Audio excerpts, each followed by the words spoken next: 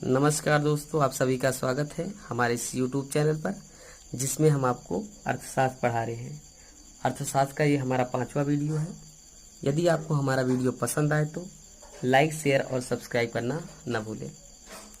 आज हम देखते हैं सबसे पहले control of inflation and deflation, यानी भारत में मुद्रास्फीति तथा मुद्रा संकुचन का नियंत्रण। तो भारत में मुद्रास्फीति तथा मुद्रा संकुचन की जो स्थिति है उस पर नियंत्रण कैसे किया जाता है। तो इसमें हम देखेंगे कि मुद्रास्फीति या मुद्रा संकुचन की स्थिति में या तो मौद्रिक नीति अपनाई जाती है या राजकोषीय नीति अपनाई जाती है। मौद्रिक नीति जो होता है उसका निर्माण कौन करता है? आरबीआई करता है। कौन करता है? आरबीआई। वही राजकोषीय नीति का निर्माण सरकार करती है। यहाँ पे हम देखेंगे कि मौद्रिक नीति जो होता है वो परिमाणात्मक विधि या मात्रात्मक विधि या तो गुणात्मक विधि या चयनात्मक विधि।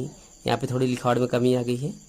तो हमने देखा कि मौद्रिक नीति दो प्रकार से हो सकती हैं, एक परिमाणात्मक विधि, एक दूसरा है गुणात्मक विधि। परिमाणात्मक विधि को हम मात्रात्मक विधि भी कहते हैं, वही गुणात्मक विधि को हम चयनात्मक विधि भी कहते हैं। वही राजकोषीय नीति में हम देखेंगे 3 पॉइंट को, करारोपण क्या होता है, सार्वजनिक व्यय क्या होता है और सार्वजनिक ऋण क्या होता है। फिलहाल हम यहाँ पे देखेंगे सबसे पहले मौद्रिक नीति के बारे में। मौद्रिक नीति में हम लोग मात्रात्मक विधि के बारे में पढ़ेंगे। मात्रात्मक विधि में हम देखेंगे बैंक दर क्या होता है, रेपो दर क्या होता है, रिवर्स रेपो दर क्या होता है, CRR क्या होता है यानी नगद आरक्षित अनुपात क्या होता है, वही SLR क्या होता है यानी संविधिक या वैधानिक तरलता अनुपात, OMO यानी खुली बाजार की क्रियाएं क्या होती हैं, MSF यानी सीमांत अस्थायी सुविधा क्या होती है। हम यहाँ पे इस वीडियो में बैंक दर तथा रेपो दर के बारे में अध्ययन करेंगे।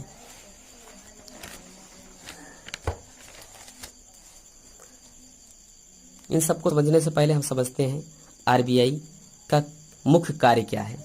तो अभी अगर हम बात करें कि आरबीआई जो है इसके वर्तमान यानी मुख्य कार्य क्या है, तो इसके 2 ही काम हैं।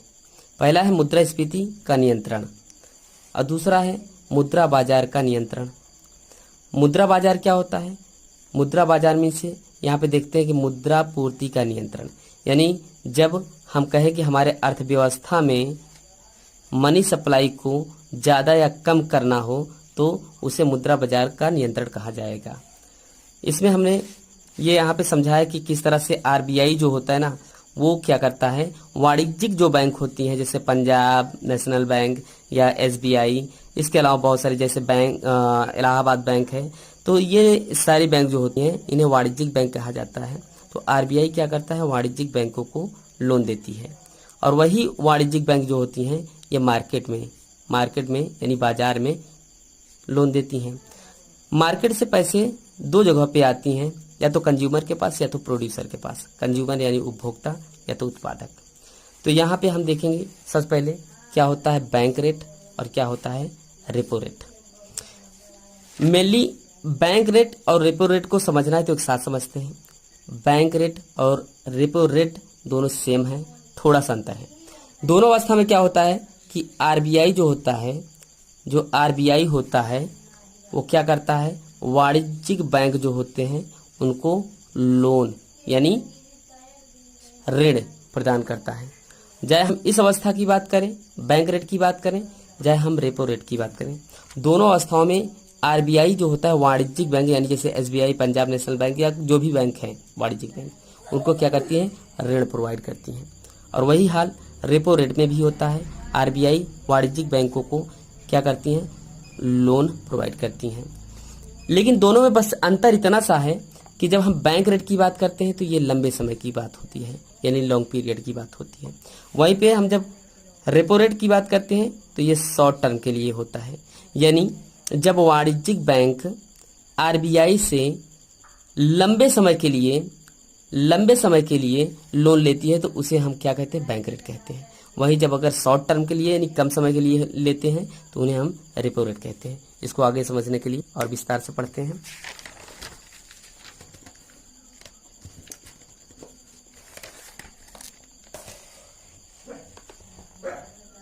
कुछ इंपॉर्टेंट पॉइंट है। जैसे मुद्रास्फीति यानी इन्फ्लेशन। जैसा कि पता है मुद्रास्फीति यानी इन्फ्लेशन की स्थिति में क्या होता है, आरबीआई जो होता है, जो बैंक होता है, वो रेपो दर में तथा बैंक दर में वृद्धि कर देता है। इसको और आगे विस्तार से पढ़ेंगे। तो यहाँ दूसरी अवस्था देखते हैं, मुद्रा संकुचन यानी डिफ्लेशन। इसकी स्थिति में क्या होता है, आरबीआई जो होता है ना, वो रेपो दर तथा बैंक दर में क्या कर देती है, कमी कर देती है।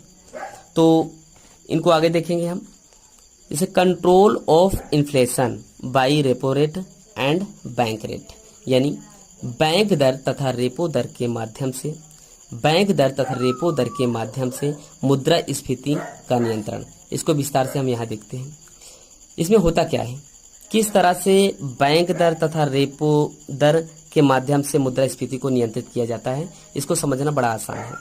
जैसा कि पता होगा कि मुद्रास्फीति की स्थिति में क्या होता है, मुद्रास्फीति की अवस्था में क्या होता है, मार्केट में मनी सप्लाई क्या होता है, बढ़ जाता है। जब मार्केट में मनी सप्लाई बढ़ जाता है तो लोगों के पास अधिक से अधिक पैसे होते हैं, तो जिससे उनकी मांग ज़्यादा होती है। और जब मांग ज़्यादा होती है तो सप्लाई कम हो जाता है, और जब सप्लाई कम हो जाता है तो वस्तुओं एवं सेवाओं के मूल्य में वृद्धि होती है। तो यहाँ पे मेन वजह है मनी सप्लाई, यानी मनी सप्लाई को अगर कंट्रोल कर लिया जाए या कम कर दिया जाए तो मुद्रास्फीति की अवस्था संतुलित हो जाए। तो यहाँ हम देखते हैं आरबीआई जो होगा वो क्या करेगा, बैंक रेट तथा रेपो रेट, बैंक दर तथा रेपो रेट, उसमें क्या करेगा, वृद्धि कर देगा। क्यों वृद्धि करेगा, क्योंकि वाणिज्यिक जो बैंक होते हैं ना, वो क्या करते हैं, वो आरबीआई से ऋण लेते हैं। जब वाणिज्यिक बैंक आरबीआई से ऋण लेते हैं, अगर बैंक रेट या रेपो रेट जो दर है अगर वो बढ़ जाएगा तो ये ऋण इनके लिए महंगा पड़ जाएगा, और जब ऋण लेना इनके लिए महंगा हो जाएगा तो ये क्या करेंगे, कम से कम ऋण लेंगे। और जब ऋण कम लेंगे तो ये वाणिज्यिक बैंक यानी कमर्शियल बैंक क्या करेंगे, आरबीआई से उधार भी कम लेंगे। जब उधार कम लेंगे तो क्या होगा, इनके पास कम पैसे होंगे। तो ऐसे में क्या होगा, वाणिज्यिक बैंक जो होती हैं उनकी उधार देने की क्षमता भी कम हो जाएगी। जब उधार देने की क्षमता कम हो जाएगी तो क्या होगा, बाजार में मुद्रा की पूर्ति कम हो जाएगी। क्यों, क्योंकि अब कमर्शियल बैंक जो बाजार में उधार देती हैं, अब उनकी क्षमता कम हो गई है, तो बाजार में मुद्रा की पूर्ति भी कम हो जाएगी और तरलता में कमी आ जाएगी। ऐसी अवस्था में क्या होगा, लोगों की क्रय शक्ति, जब लोगों के पास पैसे कम होंगे तो क्रय करने की शक्ति कम हो जाएगी। जब क्रय शक्ति में कमी आएगी तो क्या होगा, मांग में धीरे धीरे कमी आ जाएगी, और जब मांग में कमी आएगी तो कीमतों में कमी आएगी, और कीमतों में जब कमी आएगी तो क्या होगा,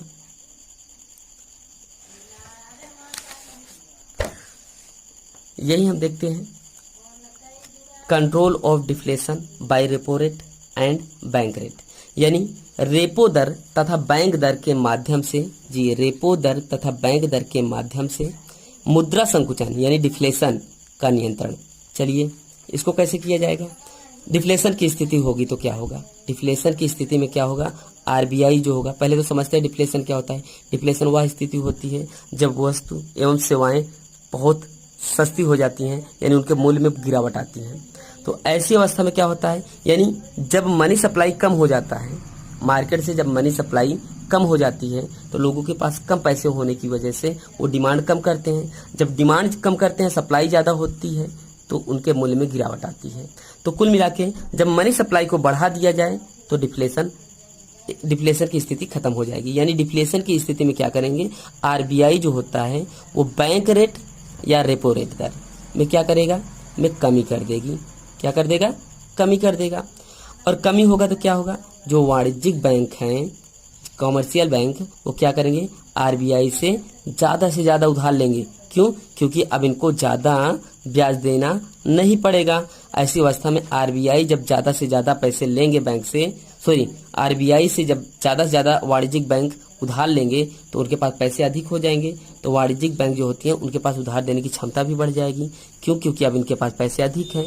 जब इनके पास उधार देने की क्षमता बढ़ जाएगी तो बाजार में कम ब्याज दर पर, क्योंकि अब कम ब्याज दर पे पा रहे हैं तो कम ब्याज दर पर ये बाजार में ऋण भी दे पाएंगे।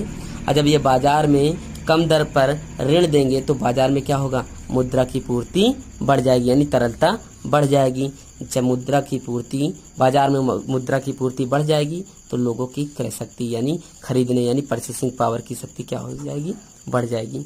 ऐसी अवस्था में क्या होगा, लोग मांग अधिक करेंगे, यानी मांग में वृद्धि होगी, और जब मांग में वृद्धि होगी तो मूल्य में वृद्धि होगी। तो अगर आपको हमारा ये वीडियो पसंद आए तो लाइक, शेयर और सब्सक्राइब करना न भूलें। धन्यवाद।